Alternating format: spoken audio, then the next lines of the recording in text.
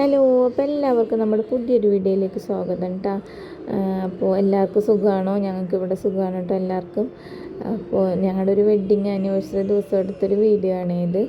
ഞങ്ങൾ രാവിലെ തന്നെ അമ്പലത്തിലൊക്കെ പോയിട്ടുണ്ടായിരുന്നു. അപ്പോൾ അമ്പലത്തിൽ പോയിട്ട് വന്നിട്ട് എടുത്തുള്ള കുറച്ച് ഫോട്ടോസാണ് ഇതൊക്കെ. അപ്പോൾ എന്നെയും ചേട്ടനെയും കൂടെ ഞാൻ എടുത്തുന്ന ഫോട്ടോയാണ് ഈ കാണുന്നത്. പിന്നെ ഞങ്ങൾ അമ്പലത്തിൻ്റെ അടുത്തുള്ള മുന്നിലുള്ള സ്കൂളിൽ തന്നെയായിരുന്നു കേട്ടോ ഞങ്ങൾക്ക് വോട്ട് ചെയ്യാനുണ്ടായിരുന്നു. അന്നേ ദിവസം ഇലക്ഷനായിരുന്നു.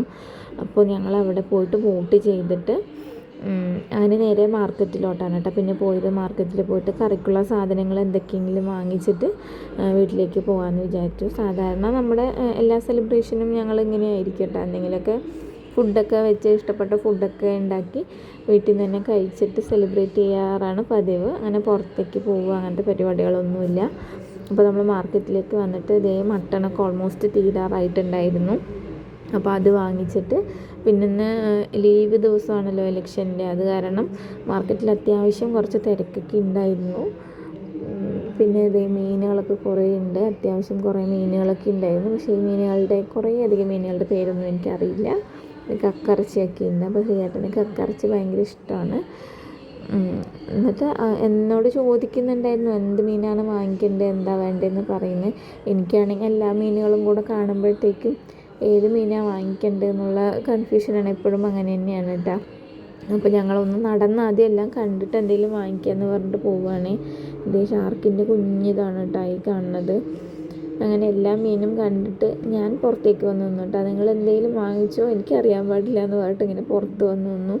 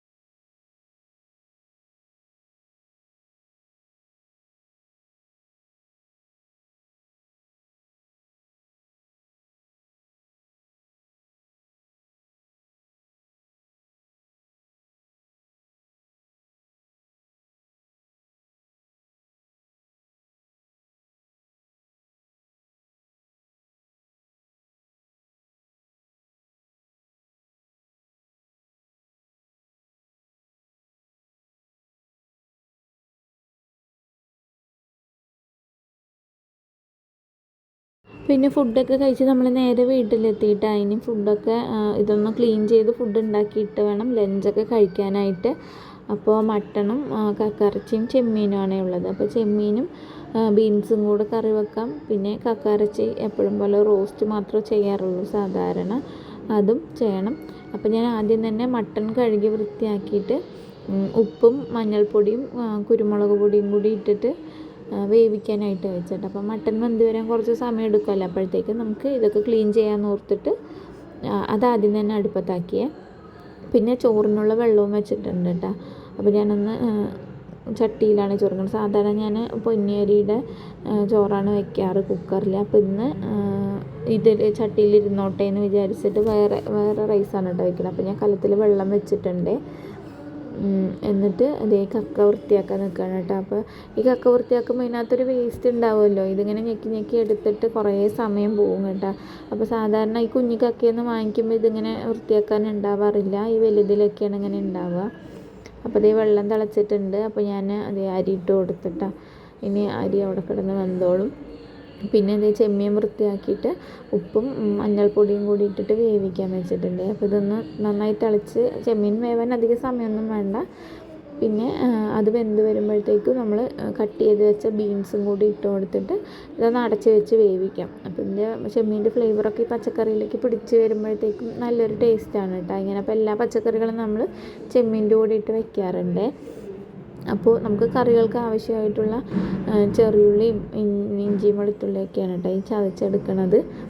അപ്പോൾ എല്ലാറ്റിനും നമുക്ക് ചെറിയുള്ളിയാണ് വേണ്ടത് കറികൾക്കൊക്കെ. പിന്നെ ഞാൻ മട്ടണ് മാത്രം ചെറിയൊരു സവാളയും കൂടെ കട്ട് ചെയ്തെടുത്തിട്ടുണ്ടായിരുന്നു. എന്നിട്ട് ഇതേ ചെറിയുള്ളിയും ഇഞ്ചിയും വെളുത്തുള്ളിയും പിന്നെ കറിവേപ്പില പച്ചമുളകൊക്കെ ഇട്ടിട്ട് കക്കയും കൂടി ഇട്ട് കൊടുത്ത് മഞ്ഞൾപ്പൊടി ഇച്ചിരി മുളക് പൊടി കുറച്ച് ഉപ്പും കൂടി ഇട്ടിട്ട് നന്നായിട്ടൊന്ന് മിക്സ് ചെയ്ത് അടച്ച് വെച്ചൊന്ന് വേവിച്ചെടുക്കാവേ. അത് കഴിഞ്ഞ് പിന്നെ നമ്മൾ ചെമ്മീൻ കറിയിലേക്കുള്ളതാണ് കേട്ടോ ഇത്. എന്നിട്ട് അതിലും ചെറിയുള്ളി ചതച്ചതും വെളുത്തുള്ളി ചതച്ചതും പിന്നെ ചതച്ച മുളക് പൊടി കുറച്ച് മഞ്ഞൾപ്പൊടിയും കൂടി ഇട്ട് മിക്സ് ചെയ്തിട്ട് ഇതൊന്ന് മൂത്ത് വരുമ്പോഴത്തേക്ക് നമ്മൾ വേവിച്ച് വെച്ചിട്ടുള്ള ബീൻസ് ചെമ്മീനും ഇല്ലേ, അതും കൂടെ അതിലേക്ക് തട്ടി കൊടുത്ത് നന്നായിട്ടൊന്ന് യോജിപ്പിച്ചെടുത്തിട്ടുണ്ടെങ്കിൽ ഈ കറി റെഡിയാവും കേട്ടോ. അപ്പോൾ ഇച്ചിരി ഇങ്ങനെ വെള്ളത്തോടെ ഇങ്ങനെ കുറച്ചൊന്ന് വെന്തും കൂടെ വരുന്നതാണ് കുറച്ചും കൂടെ ടേസ്റ്റ് കേട്ടോ. പക്ഷേ ഞാനിത് വെള്ളം വെച്ചത് കുറവായി പോയി. അപ്പോൾ അത് കറക്റ്റ് പാകത്തിന് അങ്ങനെ വെന്ത് വന്നപ്പോഴത്തേക്കും അതിൽ വെള്ളമൊന്നും ഇല്ലായിരുന്നു കേട്ടോ. പിന്നെ ആ കറി റെഡിയായി കഴിഞ്ഞ് ഇനി നമ്മൾക്ക് മട്ടൺ ഉണ്ടാക്കാം കേട്ടോ. അപ്പം മട്ടണൊക്കെ അവിടെ വെന്ത് മാറ്റി വെച്ചിട്ടുണ്ട്. ഇതിലേക്ക് നമ്മൾ ഒരു ബേ ലീഫാണ് കേട്ടോ ഞാൻ ഇട്ട് കൊടുത്തേക്കണത് എണ്ണയിലേക്ക് താളിക്കാനായിട്ട്.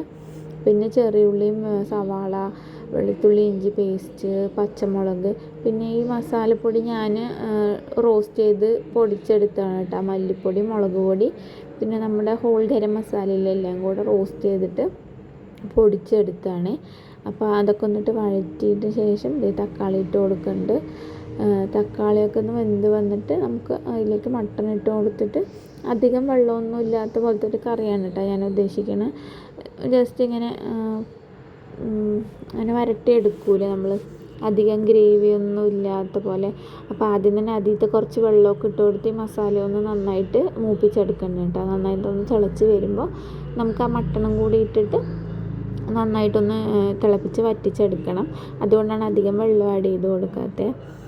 എന്നിട്ട് ഈ മട്ടണും കൂടി ഇട്ടിട്ട് നമുക്ക് മിക്സ് ചെയ്തിട്ട് നന്നായിട്ടൊന്ന് അടച്ച് വെച്ച് വേവിക്കാം. അപ്പോൾ ഈ മട്ടണിലേക്ക് ആ മസാലയൊക്കെ നന്നായി ഒന്ന് പിടിച്ച് വരുമല്ലോ. ഓൾറെഡി മട്ടൺ നന്നായി വെന്തിട്ടുണ്ട്. ജസ്റ്റ് ആ മസാലയും ഇതൊക്കെ ഒന്ന് ഇതിലേക്ക് പിടിക്കണം. അതിന് വേണ്ടിയിട്ടൊന്ന് അടച്ച് വെച്ച് വേവിക്കാം. അവിടെ കക്ക നന്നായിട്ട് റോസ്റ്റ് ആയിക്കൊണ്ടിരിക്കുന്നുണ്ട് കേട്ടോ. അപ്പോഴും സാധാരണ കക്ക ഇതെടുക്കുമ്പോൾ ഇങ്ങനെ ലോ ഫ്ലെയിമിൽ വെച്ചിട്ട് റോസ്റ്റ് ചെയ്തെടുക്കണം. ഇങ്ങനെ ക്രിസ്പി ആവുന്ന പോലെ റോസ്റ്റായി എടുക്കണം. അങ്ങനെയാണ് ഇവിടെ ഇഷ്ടം കേട്ടോ. ചേട്ടൻ അങ്ങനെ കഴിക്കാനാണ് ഇഷ്ടം. അപ്പോൾ ഞാൻ എപ്പോഴും അങ്ങനെയാണ് ചെയ്യാറുള്ളത്. അപ്പോൾ ഇതിങ്ങനെ ലോ ഫ്ലെയിമിൽ കുറേ നേരമേ കിടന്നിങ്ങനെ വരണ്ട് വരുന്നുണ്ട്.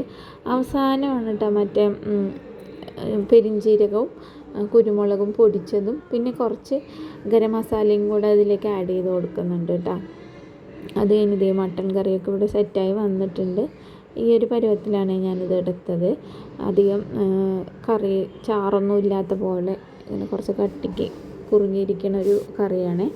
നല്ല ടേസ്റ്റ് ഉണ്ടായിരുന്നു കേട്ടോ. ഞാനിങ്ങനെ മസാലയൊക്കെ റോസ്റ്റ് ചെയ്ത് വയ്ക്കുന്ന ആദ്യമായിട്ടാണ്. നല്ലതായിരുന്നു. പിന്നെ ഇതേ നമ്മുടെ കക്കറച്ചിയും കൂടെ റെഡി ആയിട്ടുണ്ട് കേട്ടോ. ഫുള്ള് അത്രയ്ക്ക് അങ്ങോട്ട് മുരുമുരാന്നാക്കിയില്ല, അതിന് മുന്നേ ഞാൻ എടുത്തിട്ടുണ്ട് സമയമായതുകൊണ്ട്.